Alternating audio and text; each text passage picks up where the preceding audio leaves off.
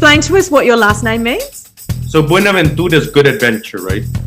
Many billionaires have traveled with us. Money does talk, doesn't it? Hi, I'm Raul Buenaventura from Leith. I'm here to talk with Renae from where to from here. And tell me, Chile's won the best adventure destination in the world since 2015. It's recently been nominated for the best destination in South America. Now, you're the best person positioned to tell us, why is this? So Chile's. I've always said it's a hidden gem, because it's so pristine, so virgin in that sense. I mean, there's so much nature here, so many places that have been undiscovered. I mean, and there's places that you're completely alone, and it's the driest desert in the world. So it comes from this driest desert in the world to this, the central area where there's grapes are grown, down south to more green area where the northern Patagonia starts, and then even down south to the ice fields. So I always like to compare it to, in some sense, to the west coast of the United States. It's like 6,000 kilometers long, more or less. It's adventure paradise, really, because you have it all. And it is sometimes about doing more things in one day. I think one of the special things about Chile is that it's a long but very thin country. Yes. So you're in the mountains, but that same day, and you're in the mountains heli skiing or having lunch on a glacier, and then that same day you're seeing the sunset at the beach. Wow. And I've done all that with your tours, which we'll come back to in a moment. But I wanted to ask you about Patagonia. Patagonia, to me, I've been twice. It's just a really spectacular part of the world. And what intrigued me, particularly given now we're in the pandemic, is that when I was there, I was last there, I think 3 years ago, a lot of really wealthy Americans were buying up plots of land in case it was the end of the world so that they could go there and be safe. So what's happened, given we sort of had a mini end of the world, what's happening in Patagonia right now?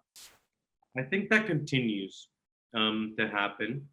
What Douglas Tompkins and Christine have done with the donation of these national parks, and really it was about, leveraging with the government and converting all of these pieces of land, into national parks. Has been such an example to the world. There's an incredible story of love as well as conservation and sustainability behind the 14 parks in Patagonia. It involves Doug Tompkins. He started Esprit Clothing as well as North Face Clothing, and he and his wife, Christine, loved hiking, kayaking, and enjoying Patagonia, and eventually bought a whole huge amount of land to make sure that no one could actually move in and take over and make it into a commercial industrial zone. Now, it was a terrible part of the story is that Doug died during a kayaking accident in a Patagonian lake. He died of hypothermia when his kayak capsized, which is terrible. But the upshot of the story is that his wife has continued his amazing work. And recently, she donated the largest national park donation in public or private history in the world to the Chilean government so that generations to come can just enjoy this incredible piece of land. There's small towns that are completely transformed with their architecture. In El Amarillo, where Christine Tompkins, lives, and you go into this town, it's I don't know, just Switzerland. It's just like a whole different. And you go out of the town, yes, there's a different type of architecture, more like Chilean, very rural architecture. But these towns, they change completely. So is that the investment of her money? Is that what's changed those towns? Yes, completely. Yeah. Money does talk, doesn't it? Yeah. And the accommodation in Patagonia, I mean, there are camping grounds, but a lot of it is just off the charts, 5-star. I mean, I stayed in Singular. That's one of the hotels there that's just unbelievable. And I also stayed in another one. The name escapes me. But I mean, they're just incredible, right? Some of the best architecture in the country as well. Yeah, so I mean, amazing projects. The person that started this was Pedro Ibanez with Explora, right? I Right. mean, and that hotel has the most amazing view that a hotel could have because you're seeing the horns, right? You're not seeing the towers a little bit in back, but you're seeing the horns in Torres del Paine. It really is true luxury. I mean, it's the best of nature and it's some of the best hotels in the world. It's just Patagonia is just, it's bucket list stuff. You have to go. Yeah. And then there's the Wasi, which is, I mean, a completely private hotel, right, with small cabins and relais chateau, so pure luxury there. Then there's Tierra, which has a beautiful architecture also. Yes, there's really amazing hotels in that sense. Also in Atacama, in the desert, there's also beautiful architecture hotels there. Yeah. The architecture in Chile is something else. It's just of the hotels. It's beautiful.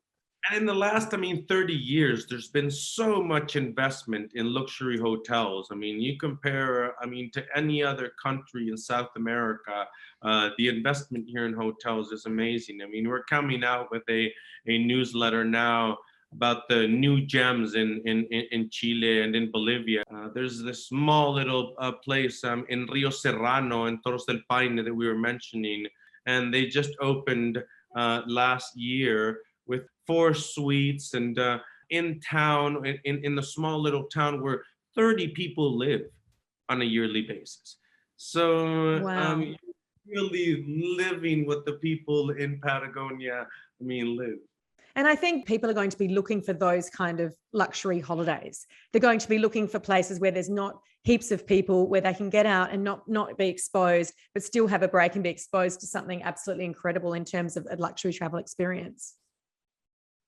Yes, I think, we've seen a complete transition to what you're saying, but people do want to travel. And since we've been in business for 8 years, yes, we have been affected by the pandemic, but Chile is a strong destination, and again, people want to be very close to adventure, want to be close to nature, to places where they can travel by themselves. And so, yes, this is a destination that has that. And tell us about the celebrity experiences. Obviously, we've done some reading and some research. Keanu Reeves is a fan of Chile.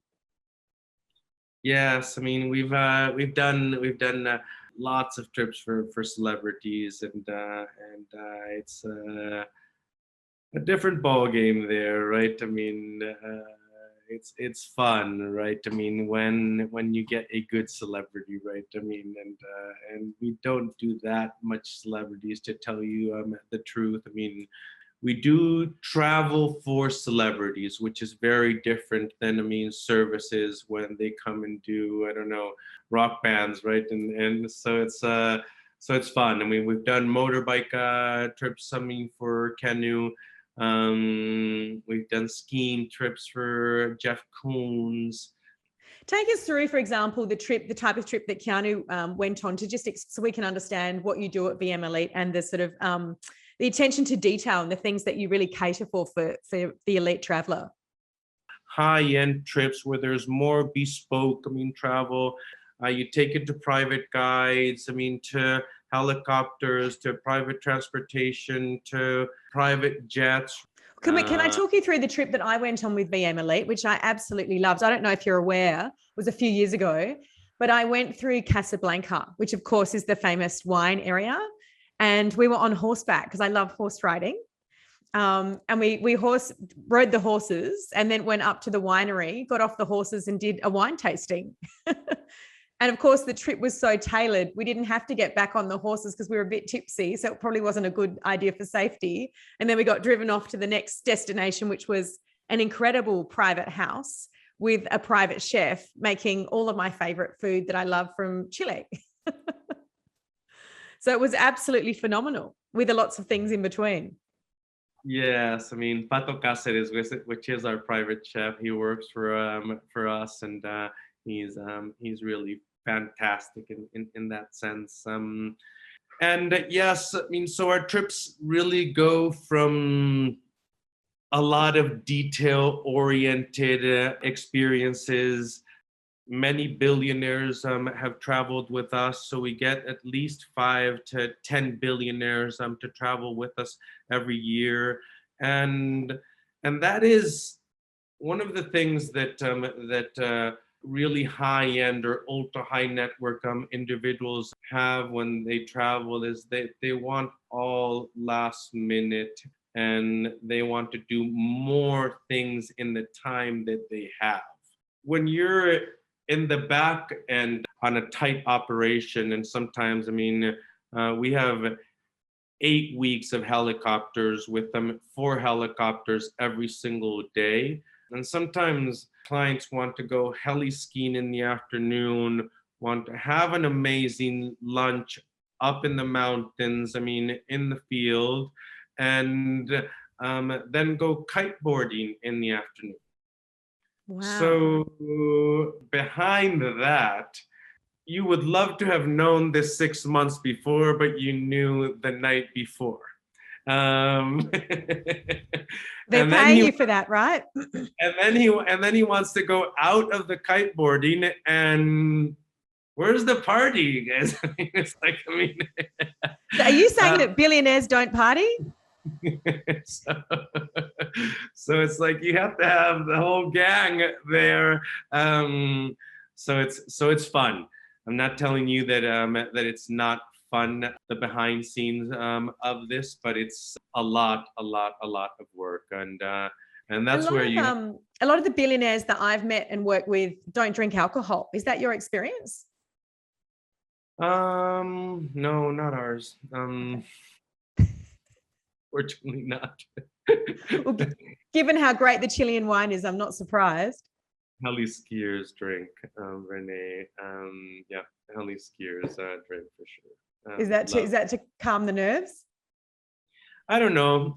They just obviously after, yeah, I think that there's a lot of nerves up there, and yes, I mean, they love to party. And when you say you're elite travelers, you're billionaires, how long do they usually come for? How long are the trips? So it depends. Between 7 and 10 to 14 days is normal travel. It depends on what they come to do. There is fly fishing trips involved, helicopters, right? Trips involved, depending on the area that they want to see. But normally when they come to Chile, it's a minimum 10 to 14-day trip, I would say. So it's quite a big trip to get there. And of course, the TV series Billions the Netflix series is quite big here at the moment. Do you find that the wealthiest of your clients want the restaurants shut down just for them, or are they a bit more relaxed? They're a bit more relaxed. There are some private experiences, but they're a bit more relaxed, is what I see. I don't see people that want, like, I mean, private restaurants. We have a client, I mean, that he arrives in his G6 and in his Gulfstream Strix, and he wants to drive his car. He wants to drive his Toyota 4Runner up to the snow, and he has the helicopter. I mean, go there and take him on the other day, but he wants to drive. So it all depends, right? I mean, billionaires are people too. Yes, on the type of client, they're all different. So where to from here for you? I mean, are you going to expand the business? Are you going to go on a trip overseas as soon as you can? Where to from here for you? So we have a strong season, to tell you the truth. And it's been difficult for companies to really survive, Renae. There has been many companies in the luxury industry in Chile that were not able to survive. So I mean, we've been greatly benefited just because we survived this pandemic. I mean, just by accounts that we've received that need our services. I mean, we're finding it challenging to find the same guides, the same transportation companies. I mean, just because some disappeared. that the world changed in that way, in that sense. But you believe people still want to travel. Do you think this has made them even want to travel even more than before? So we're seeing a trend of people wanting to travel since March is when we saw a revamp, and it has not stopped. But to put it into perspective, all right, in 2019 we were maybe getting 10 to 15 requests on a weekly basis. Today we are receiving between 3 and 5. It's a big difference. That's our reality, okay? But in 18 months ago, we were receiving 0. Absolutely. How long has Chile been locked down, the borders? 18 months. Same as Australia. And if I was to come to Santiago tomorrow, where would you recommend that I stay? I'm guessing the 5-star hotels are still there. I mean, I love them all, Renae. I mean, I love the Ritz. I mean, I live besides the Ritz. I love the Singular Hotel, which is fabulous. I mean, in the center of town. Santiago is such a modern, nice city. It's just a fun city to be in, and very safe, which is fantastic. It really is. I stayed at the W, and Justin Bieber was staying there at the same time. So that was a bit of fun. Yeah. That's a pretty fabulous place to have a cocktail. Yes, I'm going there on Thursday. I live right beside the W as well. The manager invited me to have dinner, breakfast there on Thursday to kind of, just catch up and see what's up. So I love the W. All of our heli ski crowd stays there just because we're very close to the Titanium. And it's the most secure hotel in Santiago because of its elevators. So that's why all of the kind of rock and roll guys. And just in closing, I've never done heli skiing. Do you think I could get there? How hard is it? Nah. You know what? We take it to all levels, really. You don't have to go on, high, steep, mountains, when you're heli skiing. So people do, yes, obviously. That's what they go there for. But you start right, at all levels. Yeah. Fantastic. Well, thank you so much for speaking with us. I love South America. I love VM Elite. I've been speaking to Liz in London, and she sends her love. And I hope to see you soon, Raul.